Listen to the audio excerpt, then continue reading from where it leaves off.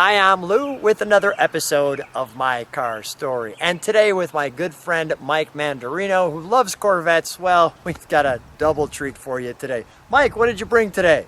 Well, Lou, we brought two Brickyard 400s for you. How many Brickyard 400s were there?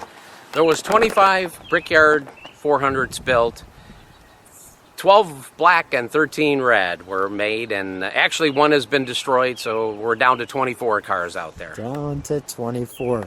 So when you just can't decide which one you should get, well, you get two. And I'm going to feature this one, although that one there, what number was that one? Number 74? 74. 74 is going to be for sale. If people would like to contact me, just send me a comment that you'd like to learn more about Mike's car, and we'll connect you up and go from there. So, but we're going to feature this car. This one has how many? That one has how many miles on it? 37,000. 37,000.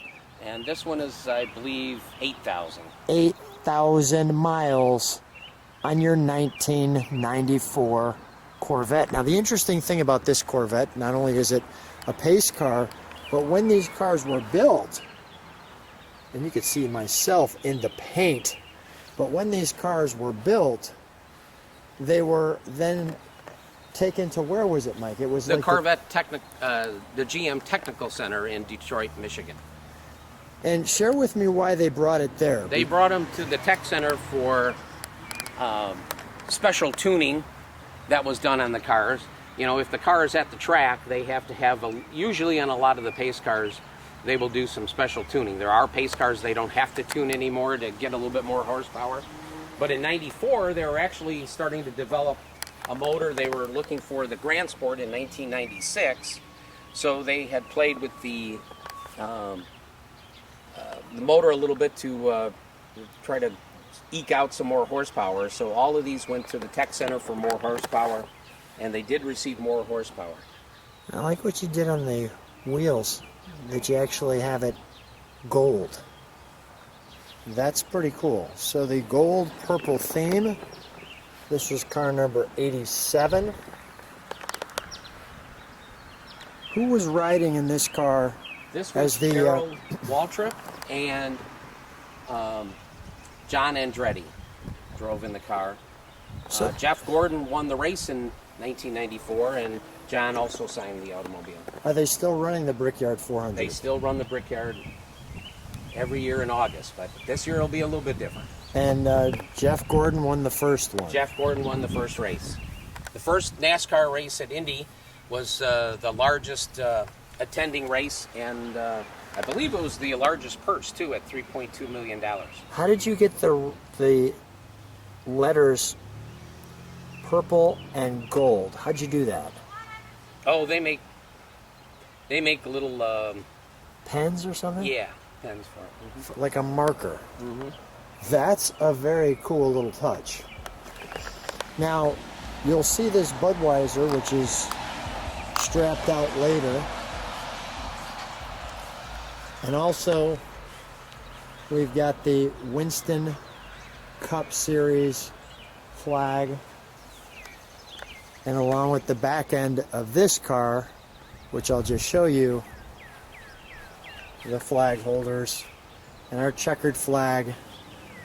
Notice it expires 9/1/94, so you can only use that plate for a short time frame. What generation was it? C4, C5? C4. C4. C4s. And we'll show you the back of this car. Notice the wonderful exhaust. And since we don't have a trunk, well, fortunately Mike's got a lot of trunk and treats, so we're going to show you those right now. And for those of you who like the trunk and treats, well, you're in for the bonus here, because Mike, well, thankfully, collected everything on the inaugural Brickyard 400. So we have the official starting lineup, the bumper sticker. Mike, how did you end up with plate 197 and 190? I received a phone call that there was some plates available that someone was liquidating that from the initial race. And in my adventure to find my plate 87, I was starting to collect all of them. What is this tin here? That's actually a lighter, and so inside of that is a lighter. And the lighter looks like that. Yeah, well, they had different styles of the lighters. Some were chrome, some were brass. That's pretty cool. Are these pins or? A lot of these were, yes, the pins.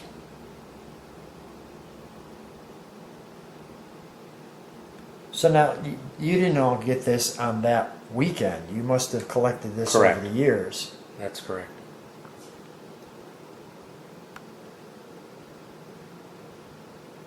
The pen. Watch. Yeah. The knife with Jeff Gordon. Now, that must have come after because they didn't know he was going to win, correct? Correct. That was probably, I'm guessing, was probably sold the year after. I notice he's wearing a hat. We're going to talk about that in a second. We've got the garage area pass, the reserve seating, the big pen. Really cool. Let's take a look at some of the information in the books. So here we have the car that we're going to drive in. This wonderful letter from Chevrolet that talks about congratulations.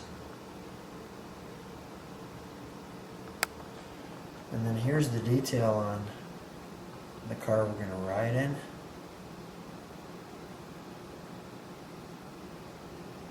And then just for grins, the other car, the one that Mike is selling, here's its Bloomington Gold certification with the title, signed by A.J. Foyt, the person who rode in the car.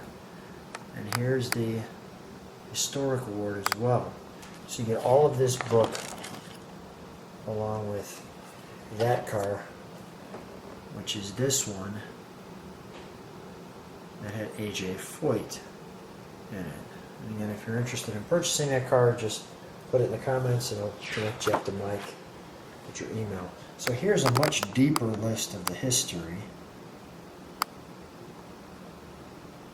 Mike, you know you're a car guy when you want to know everything about the car, right?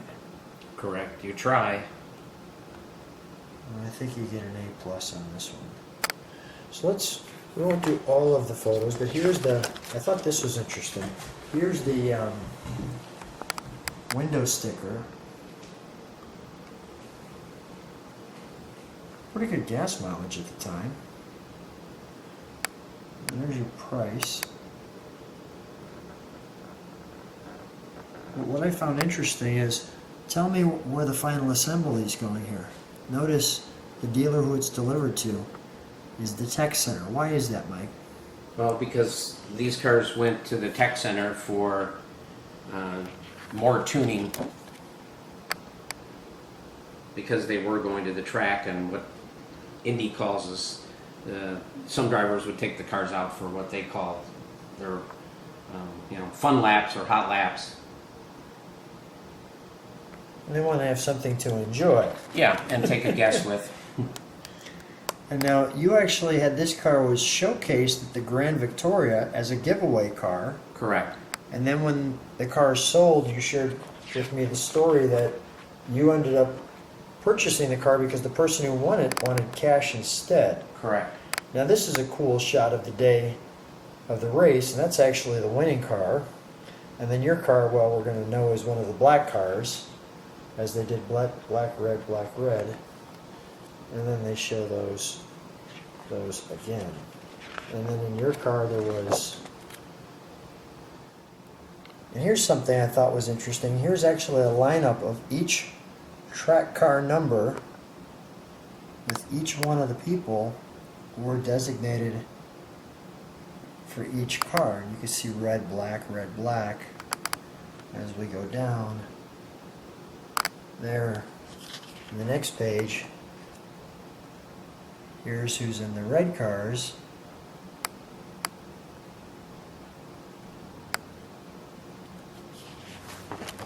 And here's who's in the black cars.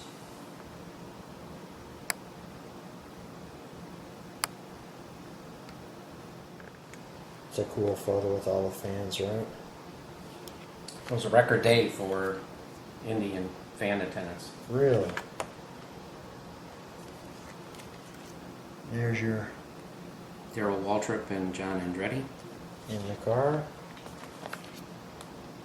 There's also the Budweiser car. So they did another lap and they stuck the Budweiser on the side.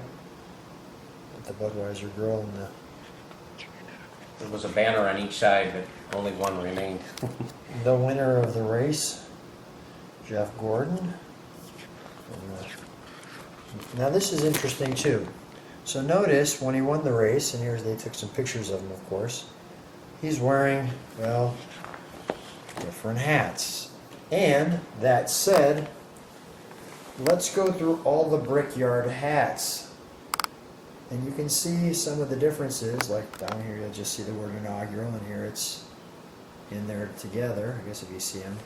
They changed colors for fans, colors, black, purple, purple, black with purple. That one's another black with purple.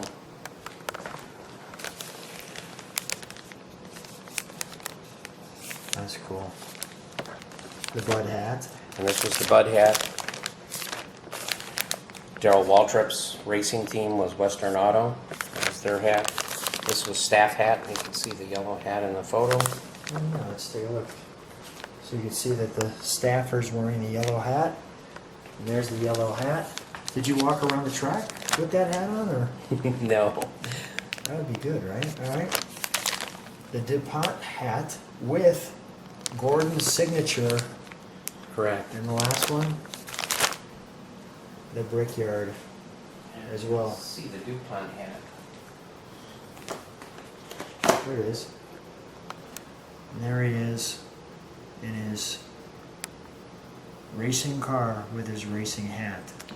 Staff hat Staff again. hat again. Well, let's go with the winner here. Let's go back to the car.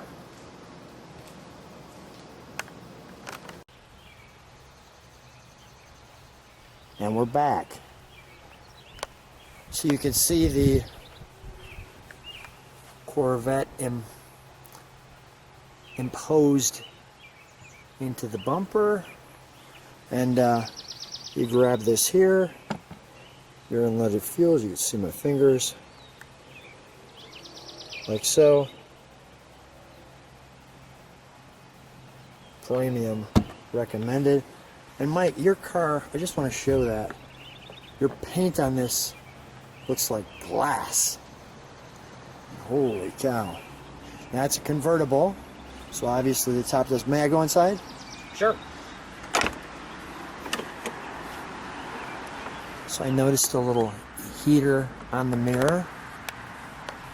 And we have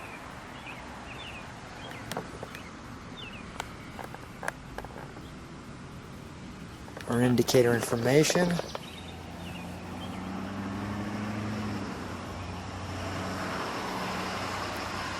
Your little lip that you go over.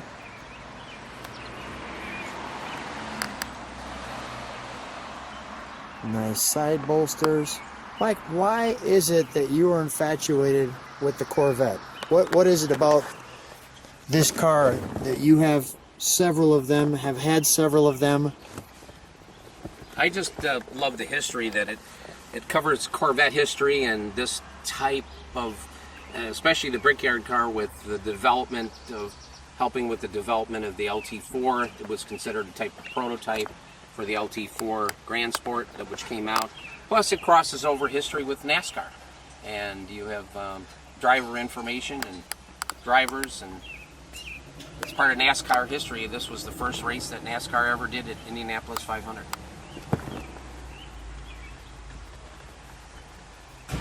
Very cozy cockpit, yes? Yes. I like the way the driver feels, very empowered with everything right at your fingertips. They did a nice job on the instrumentation.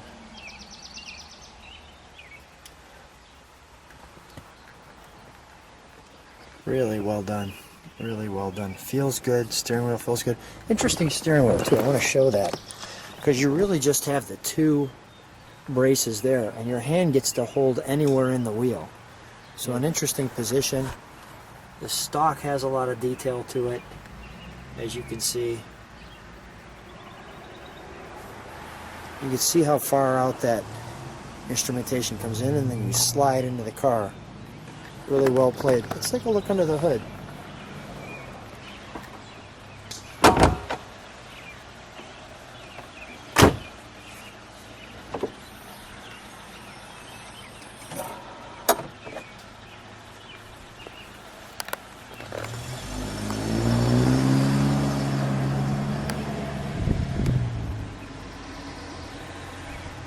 Well, is this all aluminum polished? I believe this is aluminum. This appears to be stainless steel. Stainless steel. And that was aluminum. Again, this car got a little bit niceties because it was a display vehicle at... the track? No, at Grand Victoria for about a year.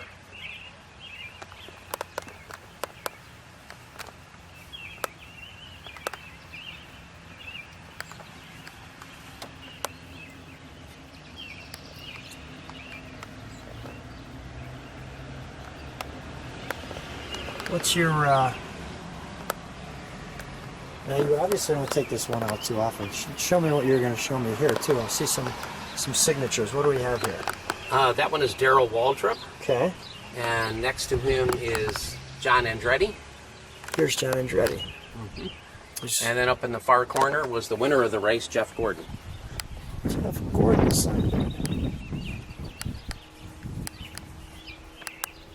number 24.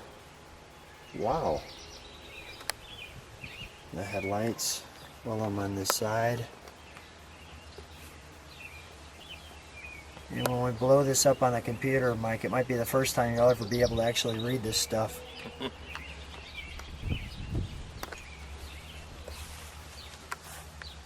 Yeah, they stuffed it under here very nicely, didn't they? I mean, you could see all the aluminum arms here and controls.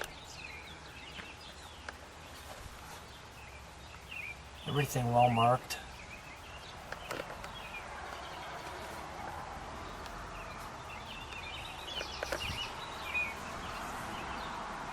Well, let's fire it up. There's an engine here.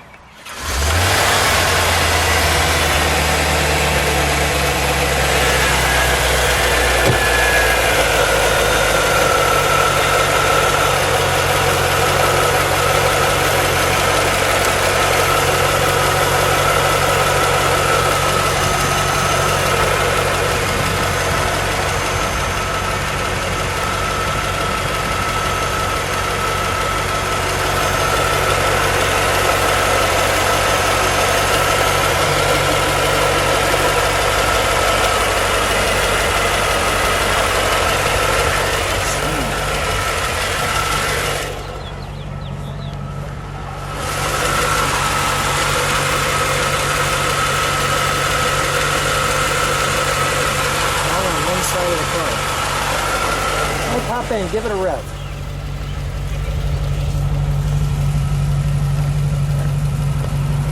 Show me those special lights you have. Nice.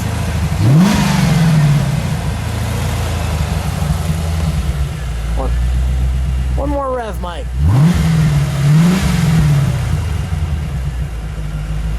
Subdued. Can you step on the brakes for one moment? Perfect, thank you.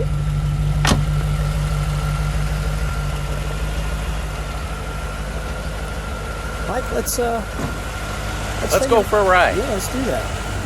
How do you feel driving it? You said you haven't driven it in a couple of years. I know. It feels good. Yeah. You feel the suspension feel tight and everything. It's only got 8,000 miles on it, I'm assuming. I need to correct that, Lou.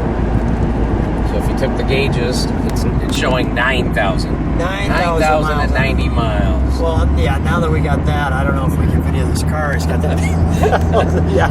9,000 miles on I'm it. sure one of your viewers might have spotted Yeah, that. well, we'll spot it for them. Right. Feels good. A perfect day in Illinois. Very nice. All right, so we got a little chance here to get up to 45 miles an hour.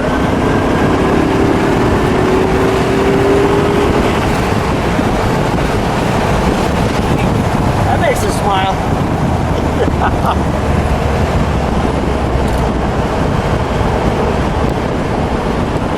I got up there and was convenient. I mean, it's comfortable seats. It got us up there the legal speed limit there very effectively. So what's the reaction? We have already got somebody, young man who screamed nice car. What's the reaction when you're driving the Corvettes? Yeah, it's always positive, especially with the pace cars. And, one of the fun things over my life of owning pace cars is the fact that, most of these are registered with the track. And you do get invitations periodically from the track to bring the cars back, especially, being an original. And that's always a great time. They really treat their fans and all the people that participated in Indianapolis just wonderfully. So this car's been back at the track several times for display and on the track taking laps. How fun is it to drive on Indianapolis? It is extremely fun. Knowing that you're on the exact track that some of our car heroes have driven on. Exactly. Only wish had their ability. Well, at least we can have the car. We can have the car. Yeah, we can have the car, which is fun. Well, Mike, what a fun time. What a fun trip. Great car. And the fact that you have two of them is wonderful. And again, if someone's interested in the second one, let us know. And we'll get you in contact with Mike. But Mike, thanks for being on My Car Story. What a treat. Thank you, Lou.